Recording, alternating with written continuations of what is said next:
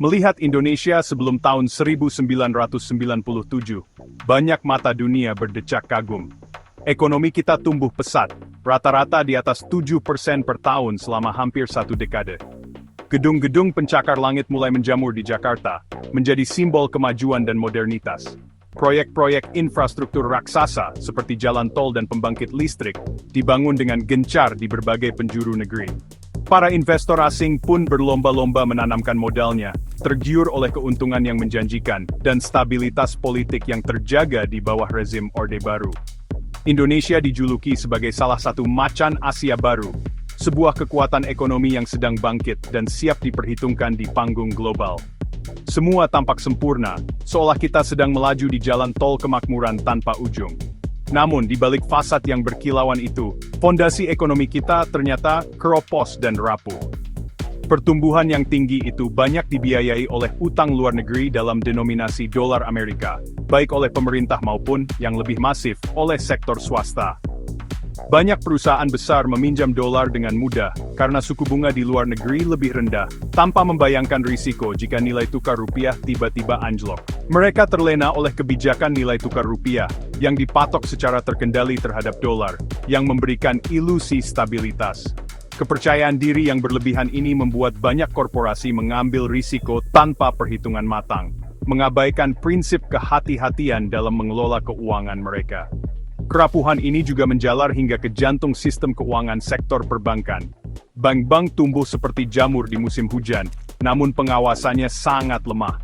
Banyak bank dimiliki oleh konglomerat besar, yang kemudian menyalurkan kredit secara jor-joran kepada perusahaan-perusahaan dalam grup mereka sendiri.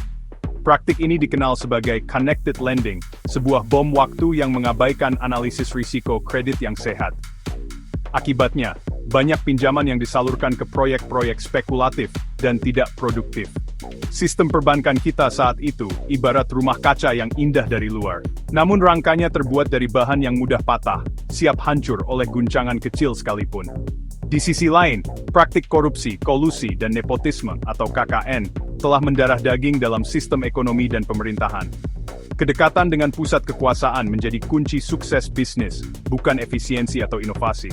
Hal ini menciptakan ekonomi biaya tinggi dan distorsi pasar yang parah, di mana sumber daya tidak dialokasikan secara optimal. Kekayaan negara dan peluang ekonomi hanya dinikmati oleh segelintir elit yang dekat dengan lingkar kekuasaan. Fondasi yang dibangun di atas KKN ini pada dasarnya tidak kokoh. Ia hanya menunggu pemicu yang tepat untuk runtuh berkeping-keping, dan pemicu itu datang dari negara tetangga, Thailand, pada pertengahan tahun 1997.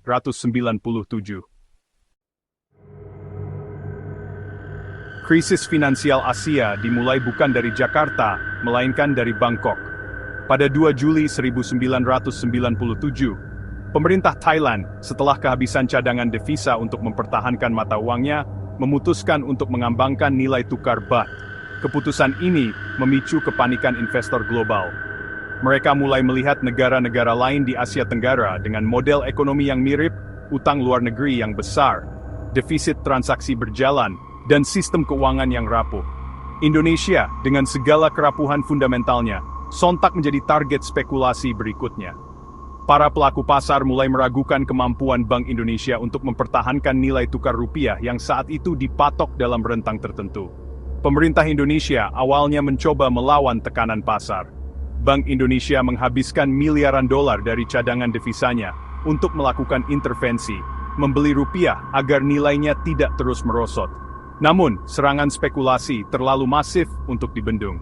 Akhirnya, pada 14 Agustus 1997, pemerintah menyerah dan mengambil langkah drastis, melepaskan sistem nilai tukar terkendali, dan membiarkan rupiah mengambang bebas. Keputusan ini, yang diharapkan dapat menstabilkan pasar, justru menjadi awal dari malapetaka. Rupiah terjun bebas, nilainya anjlok dari sekitar 2.400 rupiah per dolar, menjadi lebih dari 16.000 rupiah per dolar pada puncaknya. Semua yang memiliki utang dalam dolar, tiba-tiba melihat beban utang mereka membengkak berkali-kali lipat dalam semalam. Dalam kondisi panik dan kehabisan pilihan, pada Oktober 1997, pemerintah Indonesia secara resmi meminta bantuan dana talangan dari Dana Moneter Internasional atau IMF. Bantuan ini datang dengan serangkaian syarat kebijakan yang ketat, yang dikenal sebagai Letter of Intent. Salah satu syarat yang paling kontroversial adalah penutupan 16 bank swasta yang dianggap bermasalah pada 1 November 1997. Alih-alih memulihkan kepercayaan, pengumuman ini justru memicu kepanikan massal.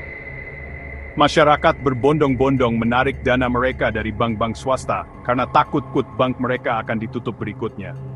Kepercayaan terhadap sistem perbankan nasional runtuh total, memperdalam krisis menjadi krisis perbankan sistemik. Krisis ekonomi yang semakin parah dengan cepat berubah menjadi krisis sosial dan politik. Harga-harga kebutuhan pokok melambung tinggi, perusahaan-perusahaan bangkrut, dan jutaan orang kehilangan pekerjaan. Kemarahan publik terhadap pemerintah yang dianggap gagal menangani krisis memuncak. Demonstrasi mahasiswa menuntut reformasi dan pengunduran diri Presiden Soeharto terjadi di mana-mana. Puncaknya adalah kerusuhan massa pada Mei 1998 dan pendudukan gedung DPR MPR oleh mahasiswa. Ditinggalkan oleh para menteri dan sekutu politiknya, serta di bawah tekanan rakyat yang luar biasa, Presiden Soeharto akhirnya mengumumkan pengunduran dirinya pada 21 Mei 1998 setelah 32 tahun berkuasa. Momen ini menandai akhir dari era Orde Baru dan awal dari babak baru dalam sejarah Indonesia, era reformasi. Untuk memahami bagaimana krisis ini bisa terjadi begitu cepat dan dahsyat, kita perlu membedah mekanismenya. Akar masalahnya adalah ketergantungan sektor korporasi pada utang luar negeri dalam mata uang asing, terutama dolar Amerika Serikat. Selama bertahun-tahun, perusahaan-perusahaan di Indonesia, dari manufaktur hingga properti, terbiasa meminjam dolar karena suku bunganya lebih rendah dibandingkan pinjaman rupiah. Mereka merasa aman karena Bank Indonesia menjaga nilai tukar rupiah relatif stabil di kisaran Rp2.400 per dolar. Kepercayaan buta ini membuat mereka mengabaikan risiko nilai tukar, atau exchange rate risk, sehingga banyak yang tidak melakukan lindung nilai, atau hedging, atas utang mereka. Ini adalah pertaruhan besar yang pada akhirnya harus dibayar sangat mahal. Ketika krisis Thailand memicu serangan spekulasi dan pemerintah melepaskan patok rupiah pada Agustus 1997, bom waktu utang ini meledak. Nilai rupiah anjlok drastis. Sebuah perusahaan yang memiliki utang 1 juta dolar, yang tadinya setara dengan 2,4 miliar rupiah, tiba-tiba harus menanggung beban utang yang membengkak menjadi 10 miliar rupiah, lalu 15 miliar rupiah, tanpa ada kenaikan pendapatan yang sepadan. Kepanikan pun melanda. Perusahaan-perusahaan berebut membeli dolar untuk membayar cicilan utang mereka, yang justru semakin menekan nilai rupiah ke bawah. Terciptalah sebuah lingkaran setan. Semakin rupiah melemah, semakin besar beban utang, semakin besar beban utang, semakin banyak yang memburu dolar, dan rupiah pun semakin terpuruk. Kepanikan di pasar valuta asing ini dengan cepat merembet ke sektor perbankan. Banyak bank di Indonesia memiliki eksposur kredit yang sangat besar kepada korporasi-korporasi yang kini terbelit utang dolar. Ketika perusahaan-perusahaan itu gagal bayar, bank-bank pun mengalami kredit macet atau non-performing loan dalam skala masif. Kesehatan bank-bank ini memburuk dengan cepat, diperparah oleh praktik connected lending dan pengawasan yang lemah. Banyak bank yang sejatinya sudah bangkrut secara teknis. Mereka hanya bisa bertahan hidup karena terus disuntik likuiditas oleh Bank Indonesia. Sebuah praktik yang nantinya terungkap dalam skandal Bantuan Likuiditas Bank Indonesia atau BLBI. Puncak dari mekanisme krisis ini adalah runtuhnya kepercayaan atau trust. Ketika IMF merekomendasikan penutupan 16 bank pada November 1997 tanpa adanya jaminan simpanan yang memadai, kepercayaan publik terhadap seluruh sistem perbankan nasional hancur. Nasabah tidak lagi bisa membedakan mana bank sehat dan mana bank sakit, sehingga mereka menarik uangnya dari semua bank swasta untuk disimpan di rumah atau dipindahkan ke bank pemerintah dan bank asing.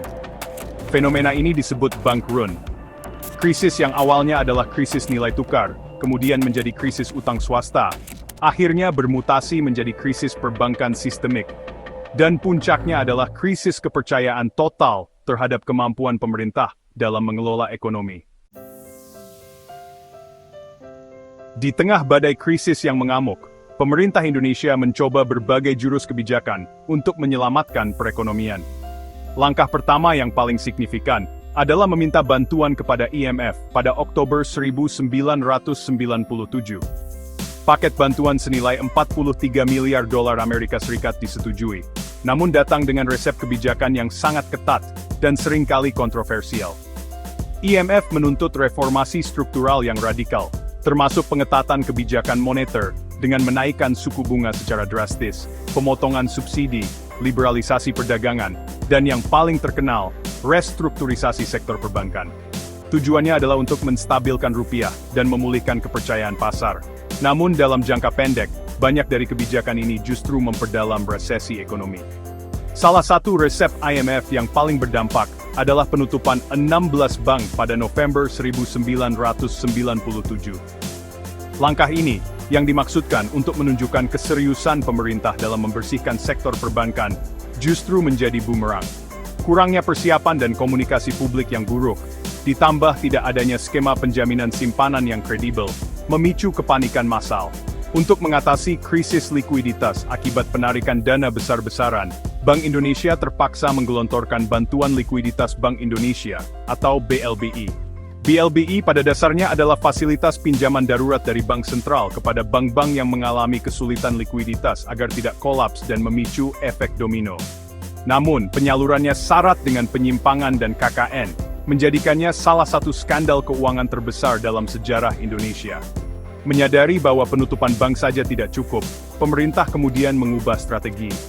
Pada Januari 1998 dibentuklah Badan Penyihatan Perbankan Nasional atau BPPN, yang dalam bahasa Inggris disebut Indonesian Bank Restructuring Agency atau IBRA. Tugas utama BPPN adalah mengambil alih bank-bank bermasalah, merekapitalisasi bank-bank yang masih bisa diselamatkan, dan menjual aset-aset bermasalah, termasuk kredit macet dan aset yang disita dari para pemilik bank, untuk membiayai program penyihatan. Di saat yang sama, pemerintah akhirnya mengumumkan program penjaminan penuh atas seluruh simpanan nasabah, sebuah langkah yang terlambat namun krusial untuk menghentikan kepanikan, dan secara perlahan memulihkan kepercayaan pada sistem perbankan. Selain BPPN, pemerintah juga membentuk Jakarta Initiative Task Force, atau JITF, pada September 1998. Jika BPPN fokus pada restrukturisasi perbankan, maka JITF bertugas memfasilitasi restrukturisasi utang sektor korporasi swasta. JITF bertindak sebagai mediator antara perusahaan-perusahaan debitur yang bangkrut dan para kreditur mereka, baik domestik maupun asing, untuk menegosiasikan skema penyelesaian utang yang bisa diterima kedua belah pihak. Langkah-langkah ini, bantuan IMF, pembentukan BPPN dan JITF, serta program rekapitalisasi dan penjaminan perbankan, merupakan pilar-pilar utama dari respons kebijakan pemerintah dalam menghadapi krisis. Sebuah upaya monumental untuk membangun kembali fondasi ekonomi yang telah hancur lebur. Sekarang, mari kita lihat ya, angka-angka yang benar-benar menjerit, potret ekonomi Indonesia di titik nadir selama krisis 1997 sampai 1998. Dampak ekonomi dari krisis ini bukan sekadar cerita, tapi terekam jelas dalam statistik yang, jujur saja, mengerikan. Indikator pertama dan yang paling fundamental adalah pertumbuhan produk domestik bruto, atau PDB. Sebelum krisis, Indonesia itu sudah terbiasa dengan pertumbuhan ekonomi di atas 7% per tahun. Namun pada tahun 1998, ekonomi kita mengalami kontraksi, atau pertumbuhan negatif yang sangat dalam, yaitu minus 13,1%. Angka ini ya, bisa dibilang sebuah bencana. Coba bayangkan dalam satu tahun, nilai total barang dan jasa yang diproduksi di seluruh negeri menyusut lebih dari 1/10. Proyek-proyek konstruksi berhenti, pabrik-pabrik tutup, dan aktivitas ekonomi di berbagai sektor benar-benar lumpuh total. Semua ini menyeret Indonesia ke dalam resesi terburuk dalam sejarah modernnya. Indikator kedua yang paling dirasakan langsung oleh masyarakat adalah inflasi, atau laju kenaikan harga. Pelemahan drastis nilai tukar rupiah membuat harga barang-barang impor, termasuk bahan baku untuk industri dalam negeri, melonjak berkali-kali lipat. Akibatnya, harga jual produk di pasar domestik pun meroket tak terkendali. Pada tahun 1998, tingkat inflasi di Indonesia mencapai 77,6%. Artinya, Harga barang dan jasa secara rata-rata naik lebih dari 3/4-nya hanya dalam 1 tahun. Harga susu, beras, minyak goreng, dan kebutuhan pokok lainnya jadi tidak terjangkau bagi jutaan keluarga. Daya beli masyarakat hancur, dan antrean panjang untuk mendapatkan sembako murah menjadi pemandangan yang lazim di mana-mana. Tentu saja, biang keladi dari semua ini adalah nilai tukar rupiah.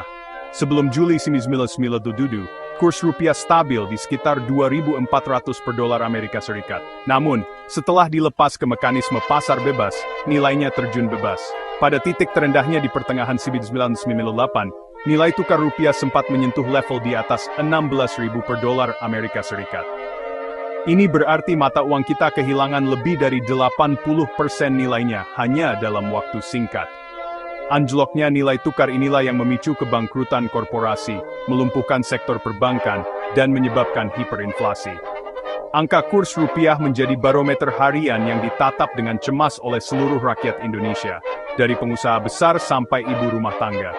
Kombinasi dari pertumbuhan ekonomi yang negatif dan inflasi yang meroket, pada akhirnya melahirkan dampak sosial yang paling menyedihkan, lonjakan kemiskinan. Jutaan orang kehilangan pekerjaan akibat badai PHK massal. Petani dan nelayan juga terpuruk karena harga input produksi seperti pupuk dan suku cadang yang diimpor naik tajam. Menurut data Bank Dunia, angka kemiskinan di Indonesia melonjak drastis dari 11,3% pada tahun 1996 menjadi 24,2% pada akhir tahun 1998. Dalam waktu 2 tahun, jumlah penduduk miskin di Indonesia bertambah hampir 2 kali lipat, mencapai hampir 50 juta jiwa. Prestasi penurunan angka kemiskinan yang telah dibangun selama puluhan tahun oleh Orde Baru seolah lenyap dalam sekejap. Krisis ekonomi yang brutal memang tak terhindarkan, dan itu memicu krisis sosial yang sangat mendalam. Ketika perut lapar dan masa depan terasa begitu suram, tentu saja kesabaran publik pun ada batasnya. Beban hidup yang semakin berat, harga-harga yang melambung tinggi, dan pemutusan hubungan kerja massal benar-benar menyulut kemarahan rakyat yang selama ini terpendam. Sentimen anti-pemerintah semakin menguat, karena rezim Orde Baru yang selama ini menjanjikan pembangunan dan stabilitas dianggap telah gagal total dalam melindungi kesejahteraan warganya. Di berbagai kota, demonstrasi dan unjuk rasa mulai marak terjadi. Awalnya memang dalam skala kecil, namun terus membesar seiring memburuknya kondisi ekonomi dan menipisnya kepercayaan kepada pemerintah. Puncak dari gejolak sosial ini akhirnya terjadi pada bulan Mei tahun 1998. Tragedi penembakan 4 mahasiswa Universitas Trisakti pada 12 Mei menjadi percikan api yang menyulut ledakan amarah yang jauh lebih besar. Peristiwa ini memicu kerusuhan massa yang meluas di Jakarta dan beberapa kota besar lainnya pada tanggal 13 hingga 15 Mei. Penjarahan, perusakan dan pembakaran terjadi di mana-mana, dengan target utama adalah pusat-pusat perdagangan dan properti milik etnis Tionghoa, yang secara tidak adil dijadikan kambing hitam atas krisis ekonomi. Kerusuhan ini bukan hanya ekspresi kemarahan ekonomi, tetapi juga membawa tragedi kemanusiaan yang kelam, termasuk kekerasan seksual terhadap perempuan etnis Tionghoa yang menjadi luka mendalam bagi bangsa ini. Di tengah kekacauan sosial tersebut, tekanan politik untuk perubahan benar-benar mencapai titik puncaknya. Gerakan mahasiswa menjadi motor utama tuntutan reformasi. Mereka menduduki gedung DPR MPR, menyuarakan 6 agenda reformasi utama, mengadili Soeharto dan kroni-kroninya, amandemen UUD 1945, menghapuskan duifungsi ABRI, menegakkan supremasi hukum, memberantas korupsi, kolusi dan nepotisme, serta melaksanakan otonomi daerah seluas-luasnya. Gerakan ini mendapat dukungan luas dari berbagai elemen masyarakat, mulai dari akademisi, tokoh agama, hingga kelas menengah perkotaan, yang sudah muak dengan sistem otoriter dan korup yang berkuasa selama 32 tahun. Panggung politik nasional pun bergetar hebat. Tekanan dari jalanan ini akhirnya meruntuhkan pilar-pilar kekuasaan Orde Baru. Para menteri di Kabinet Pembangunan mulai mengundurkan diri satu persatu.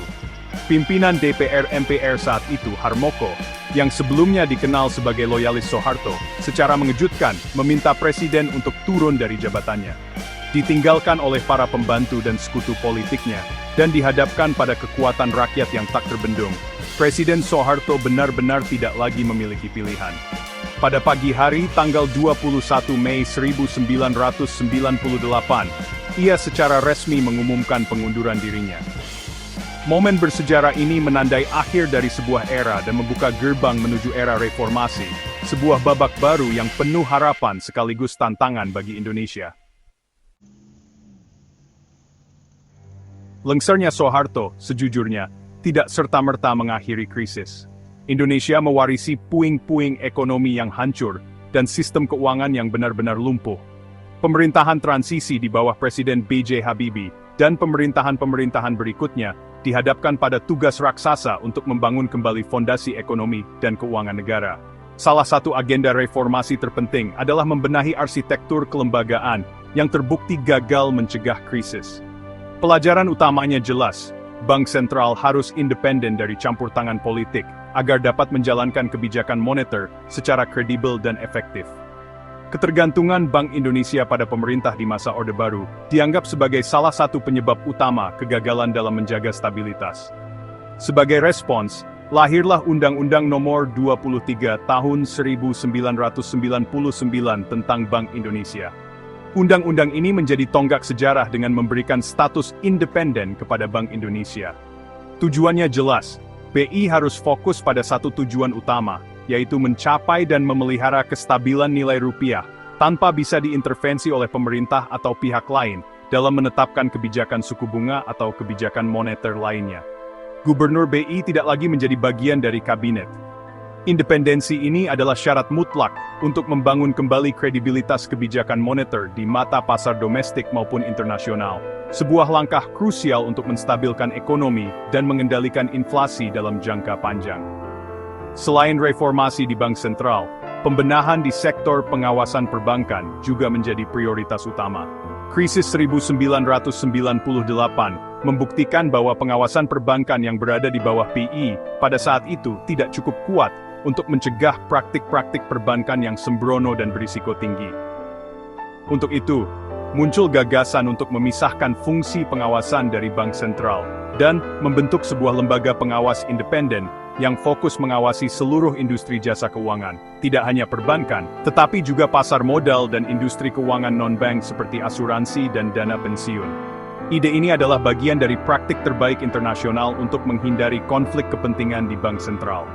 Gagasan ini akhirnya terwujud bertahun-tahun kemudian dengan pembentukan Otoritas Jasa Keuangan atau OJK melalui Undang-Undang Nomor 21 Tahun 2011. Sejak 2013, fungsi pengawasan mikroprudensial, yaitu pengawasan kesehatan individu bank dan lembaga keuangan lainnya, secara resmi beralih dari Bank Indonesia ke OJK. Sementara itu, BI tetap memegang mandat pengawasan makroprudensial, yaitu menjaga stabilitas sistem keuangan secara keseluruhan. Pemisahan tugas ini diharapkan dapat menciptakan sistem pengawasan yang lebih fokus, kuat, dan komprehensif, sehingga kerapuhan di sektor keuangan yang menjadi pemicu krisis 1998 tidak akan terulang lagi di masa depan. Proses pemulihan ini adalah jalan yang panjang dan berliku, namun, reformasi kelembagaan ini menjadi fondasi penting bagi ketahanan ekonomi Indonesia saat ini. Krisis 1997 hingga 98, ya, itu benar-benar seperti universitas kehidupan yang memberikan pelajaran sangat mahal bagi bangsa Indonesia. Pelajaran pertama dan paling mendasar adalah pentingnya manajemen utang luar negeri yang hati-hati, terutama oleh sektor swasta. Terbuai oleh stabilitas kurs semu dan bunga rendah, perusahaan-perusahaan kita menumpuk utang dolar tanpa perlindungan. Ibaratnya, mereka membangun rumah megah di tepi pantai tanpa pernah berpikir akan datangnya tsunami. Kedepan, perusahaan harus disiplin dalam mengelola risiko nilai tukar. Caranya adalah dengan melakukan lindung nilai, atau hedging, atau lebih baik lagi, memprioritaskan sumber pendanaan dalam mata uang rupiah untuk membiayai proyek-proyek domestik. Utang valuta asing seharusnya hanya untuk kegiatan yang menghasilkan pendapatan dalam valuta asing pula. Pelajaran kedua adalah mutlaknya pengawasan perbankan yang kuat, independen, dan tanpa kompromi. Krisis menunjukkan bagaimana bank bisa menjadi sumber malapetaka jika dibiarkan beroperasi tanpa aturan main yang ketat. Praktik pemberian kredit kepada grup sendiri, atau connected lending, pelanggaran batas pemberian kredit, dan modal yang tipis adalah resep jitu menuju kehancuran. Pembentukan OJK adalah langkah ke arah yang benar, namun yang lebih penting adalah implementasinya. Otoritas harus berani menindak tegas bank-bank yang melanggar aturan, sekecil apapun itu, sebelum masalahnya menjadi besar dan sistemik. Ibarat wasit di lapangan, pengawas harus tegas dan adil, tidak peduli seberapa besar pemain yang melanggar. Pelajaran ketiga menyangkut kredibilitas kebijakan pemerintah. Rangkaian kebijakan yang ragu-ragu, tidak konsisten, dan seringkali terlambat pada awal krisis, justru memperburuk kepanikan.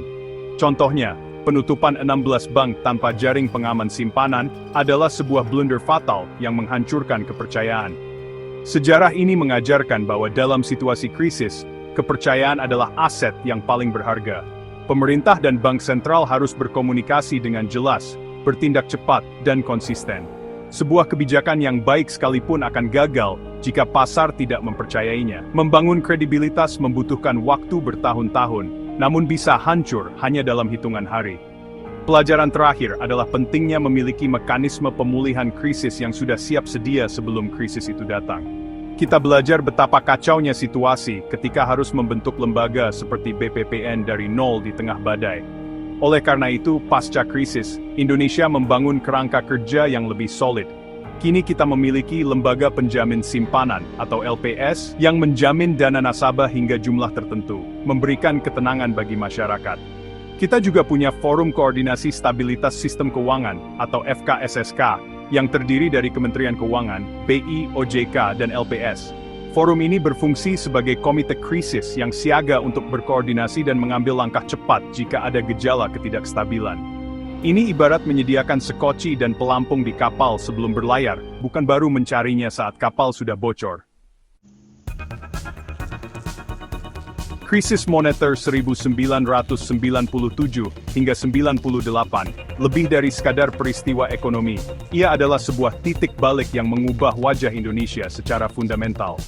Warisan terbesarnya, tanpa diragukan lagi, adalah lahirnya demokrasi.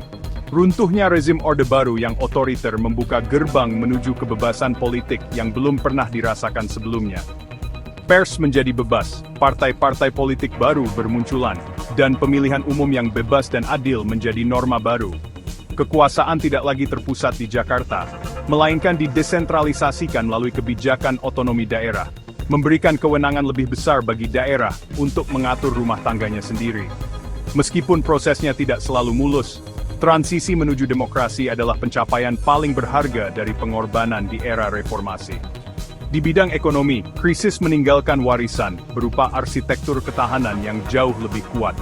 Kita belajar dengan sangat keras untuk tidak lagi menganggap enteng risiko. Bank Indonesia kini independen, fokus menjaga stabilitas rupiah. OJK mengawasi industri keuangan dengan lebih ketat. LPS memberikan jaminan yang menenangkan bagi para penabung. Perusahaan-perusahaan menjadi lebih sadar akan risiko utang valuta asing. Hasilnya, ketika dunia dihantam krisis keuangan global pada 2008 atau pandemi COVID-19 pada 2020, fondasi ekonomi Indonesia terbukti jauh lebih tangguh. Kita tidak lagi serapuh dulu. Krisis 1998 telah memaksa kita untuk membangun rumah ekonomi yang lebih kokoh, dengan fondasi yang lebih dalam dan struktur yang lebih kuat. Namun, krisis juga meninggalkan luka dan pekerjaan rumah yang belum tuntas. Skandal BLBI yang merugikan negara ratusan triliun rupiah masih menjadi salah satu noda hitam dalam sejarah penegakan hukum kita. Banyak obligor kakap yang melarikan diri ke luar negeri dan belum berhasil diadili sepenuhnya, meninggalkan rasa ketidakadilan yang mendalam di masyarakat. Selain itu, kesenjangan ekonomi antara si kaya dan si miskin yang sempat melebar pasca krisis tetap menjadi tantangan besar hingga hari ini. Memastikan bahwa buah dari pertumbuhan ekonomi dapat dinikmati oleh seluruh lapisan masyarakat adalah agenda yang harus terus kita perjuangkan. Pada akhirnya, krisis 1998 adalah pengingat abadi bagi bangsa ini. Ia mengingatkan kita bahwa pertumbuhan ekonomi yang tinggi tidak ada artinya jika tidak dibangun di atas fondasi yang sehat dan berkeadilan. Ia mengajarkan kita tentang bahaya utang, pentingnya tata kelola yang baik, dan mahalnya harga sebuah kepercayaan.